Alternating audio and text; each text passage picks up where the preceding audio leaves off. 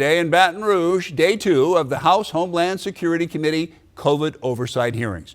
Lawmakers trying to determine what Louisiana did right or wrong during the pandemic. Of particular note, testimony by Dr. Ralph Abraham, Louisiana Surgeon General. That's Doc on the left, accompanied by Dr. Weiss Coleman of Shreveport, Abraham's Deputy Surgeon General. Abraham is also a former congressman representing Louisiana for 6 years on Capitol Hill. A physician for decades, in his private practice, Abraham says he's treated about 15,000 COVID patients.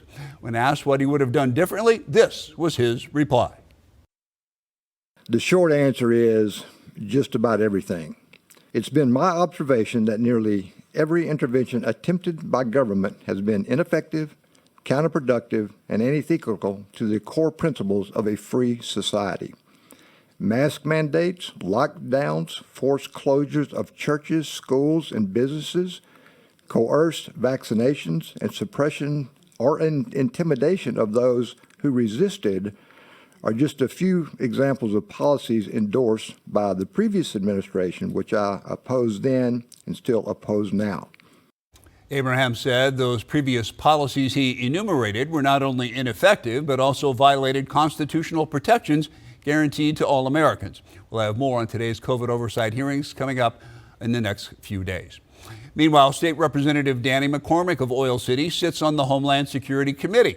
I asked for his impressions after day 2 of the oversight hearings. We had a great hearings. We heard from several people that were vaccine injured, some that were nurses that were forced to get vaccines to keep their jobs, and then they were vaccine injured, how they have received no compensation for their injuries. We heard that people are discriminated in every manner possible. We heard about how people were dying and alone in hospitals. We heard just heart-wrenching stories. We heard stories from doctors that were punished for speaking out.